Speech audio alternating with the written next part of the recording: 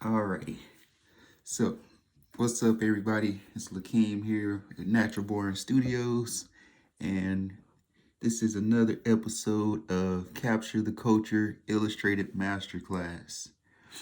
And today is going to be a special edition because we'll be illustrating a picture in analog format. Um, we're doing this in analog and not using the computer this time because lately there's been a lot of weather, snowstorms, and I experienced a power outage, so I'm not able to use a digital device.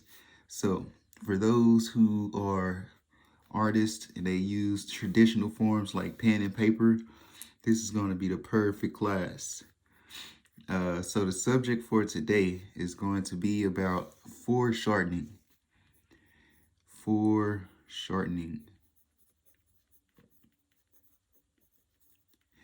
And pretty much foreshortening is when an object that seems closer are larger and things that are farther away are smaller in terms of being on camera. So I'm experimenting with foreshortening, right? On this image, I'll be drawing an image of Muhammad Ali punching a punching bag or speed bag.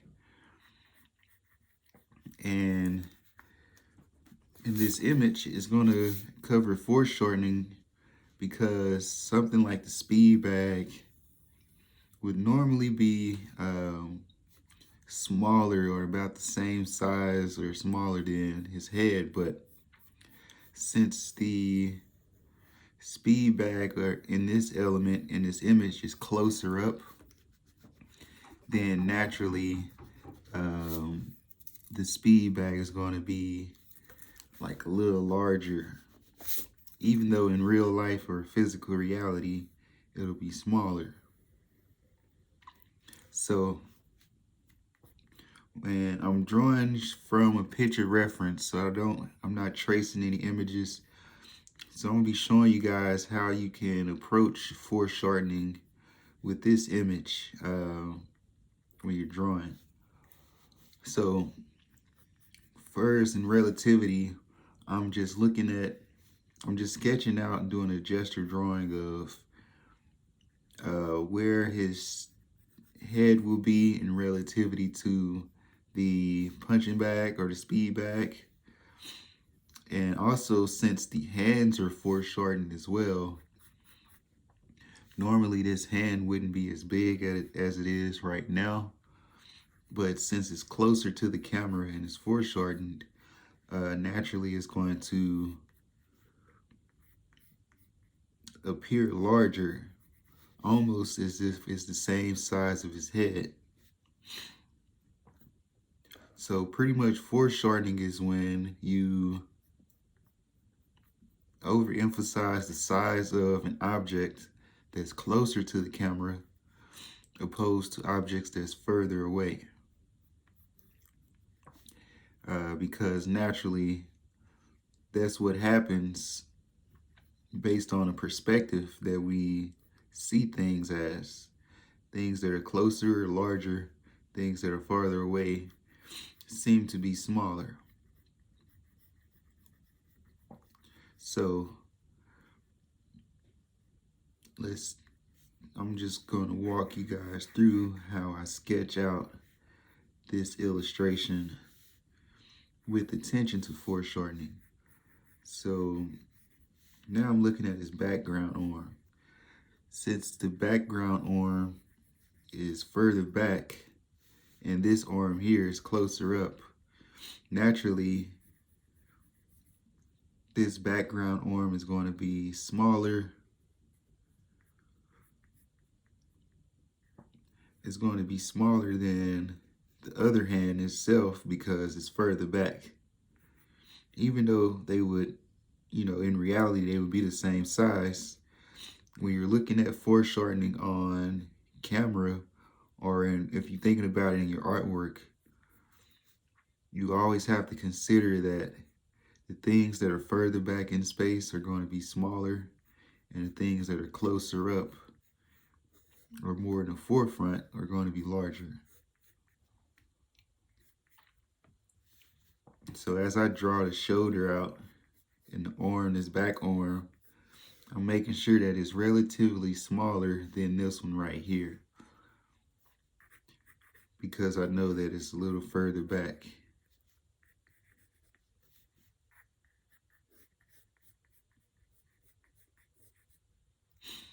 So that's what foreshortening really is all about. And I really wanted to use this Muhammad Ali as an illustration. One, because he's one of my favorite role models, and I think he was just an outstanding leader and revolutionary in his field. And two, I think this image really set an example of capturing culture in action, capturing of training, and being able to see how he performed, being able to see something in action and see him performing. So the speed bag itself, I have it way larger than normal, or since it's the close up, I have it to where it's larger than the background or him. Naturally a speed bag probably wouldn't be larger than his head. But since it's the closest thing to the camera, we're gonna have it as the largest thing in the foreground. So that's really the gist of it, is considering how to, when you approach artwork when in terms of foreshortening, you just want to ask yourself, what are the things that's closest to the front, the closest to the camera? And then what are some things that are further away? And once you identify those things, then you just take that into account in your mind as you're drawing them. Because even sometimes on photos, you can overemphasize things with artwork, because, I think actually, for me, the more you overemphasize sometimes, the better. It's almost like a movie that has a lot of anticipation, and in movies, the more you're able to make things have anticipation, the better. And that's kind of how I see when you're overemphasizing certain elements and objects, it just give it more expression to see.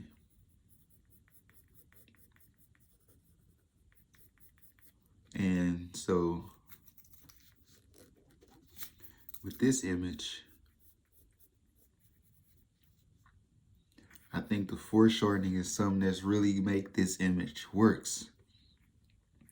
Because if you didn't use foreshortening and you drew things the actual sizes that they were, it'll actually look kind of weird, or it'll look out of proportion. Even though it's the right size, it'll still look out of proportion, because you have to pay attention to the rule of perspectives.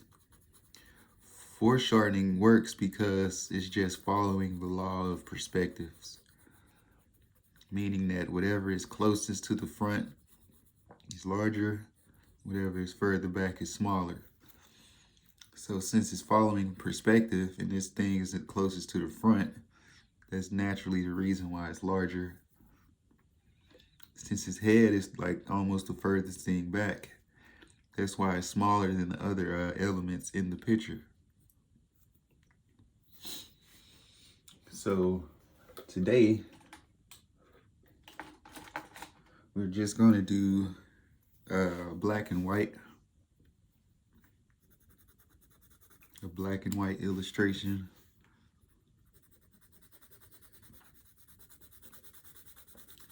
so you guys can see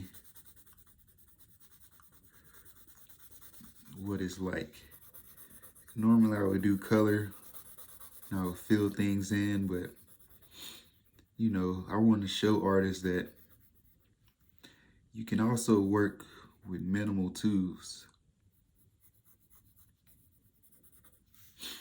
It's all about how you see your object and following certain principles that makes the artwork stand out. So today's resource, the tools that I'm using is just a pencil and a sheet of paper. And with the pencil and a sheet of paper, and considering the elements and principles of foreshortening, you can still make an impactful drawing in a piece of artwork just off of you know, just even with minimal resources. So that's something to think about. Like if I was drawing this on the iPad, it'll pretty much be the same approach. Or if I was using Photoshop or any other type of drawing app, I would still kind of sketch out the illustration first and then go into the elements that I want to consider and put into the drawing. So the elements in this picture is foreshortening, and then I still started off with a sense of I still started off with a gesture drawing and gradually built, you know, gradually added the lines and subtracted lines that I needed. But since it's such a simplified image, well, it's not that simplified, but you know, just using those simple principles, you're able to capture the essence of what's going on, and it makes sense and it feels natural, you know, in terms of proportion wise and things. So now I'm just shading in the background, and pretty much the majority of the background is black. And lighting wise, what that does is help you see, it pretty much helps the subject pop out by having the all black background. So that's I guess that's a rule of contrast, is utilizing the negative space in a way to where it helps bring the subject out. So the main thing in this illustration that I'm using now is negative space and foreshortening, which is allowing me to flesh out the details in a way that makes it engaging. So boom, now that I have this background pretty much blocked out like I want, and I'm still being kind of rough with it. I would normally go in and add, like, use a marker or a pen or something to flesh out the details, but you know, I haven't did a pen and just a pencil drawing in a long time. And reflecting back and thinking back, you know, when I was in high school and middle school, these were the main drawings that I used to do. It's just nothing but pen, you know, nothing but pencil and paper. Like, this is going back to the ultimate source of why I even got into art and drawing. And, you know, the reason why I got into art and drawing was because I realized how much I can do with just pencil and paper. Like how much I can capture gradients and shading. And, you know, I think that's what sparked my interest in being an artist in general was that I realized that uh, art is very resourceful, or you don't really need a whole lot of tools and fancy, expensive tools to use to create impactful art. All you really need is the understanding of certain principles, and you can use that understanding to transfer it into your language and make artwork that really captures a story and narrative and what you want to say.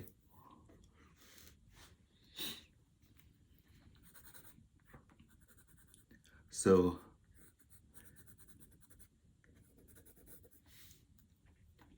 this is, this is the picture for today. Now I'm just going in with some highlights and shadows, kind of putting some detail into the face, throwing in certain shadows that define what's going on.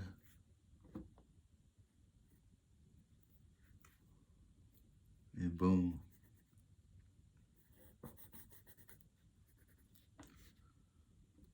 There we go.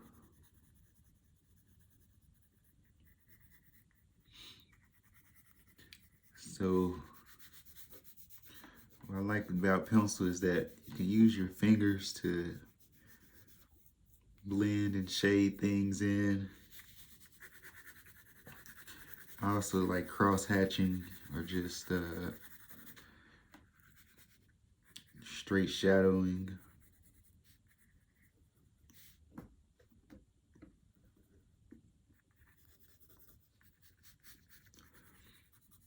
I'm just really capturing the hues and the shades of what's going on.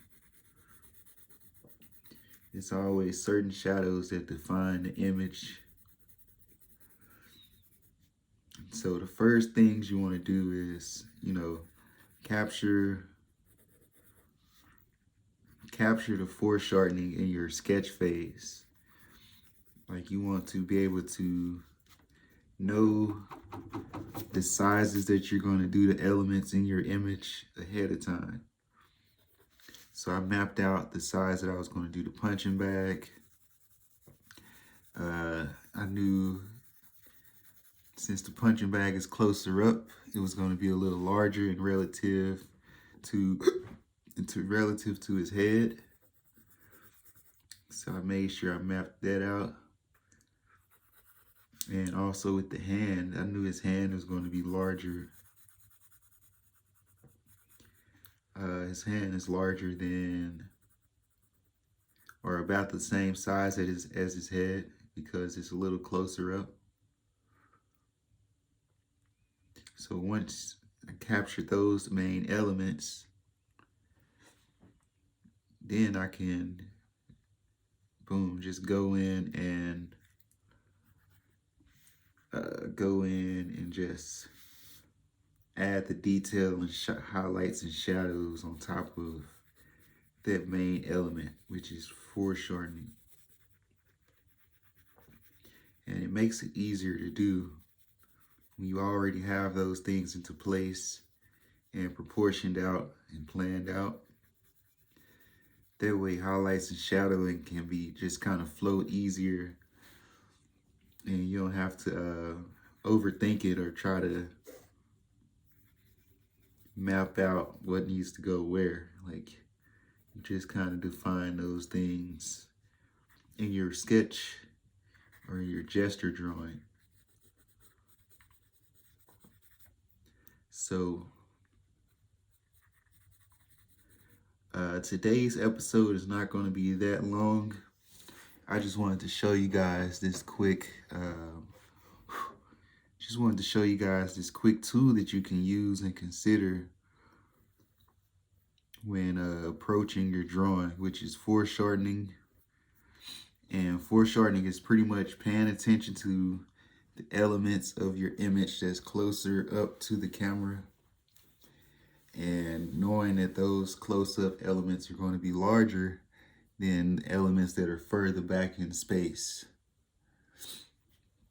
So first you identify which elements you want to make large or which elements are in the forefront, and you work your way back by identifying which ones are further back. And from there, you should be able to adjust the size of those elements based on where they are located. And once you're able to do that, I promise it's going to make your drawing, I wouldn't say 100% better because there's other elements that you can consider too, but it definitely will boost the impact and the credibility of the artwork that you create. So that's pretty much it for this episode. Today's episode is going to be pretty short, just because we're experiencing like power outages and things, and I don't really have access to all the tools that I want to use.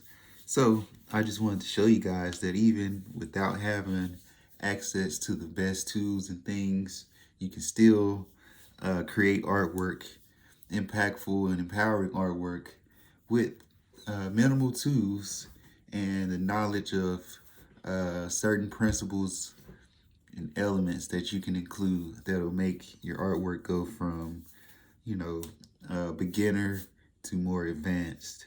So with that said, this is Capture Culture Illustrated Masterclass with Lakeem, and I hope you guys learned something today, even though it was a little shorter. It's a simple principle that you can apply and use in your artwork, and yep, it'll make you better. So until next time, I'm logging out, and I hope you guys have a great and creative week. All right, peace.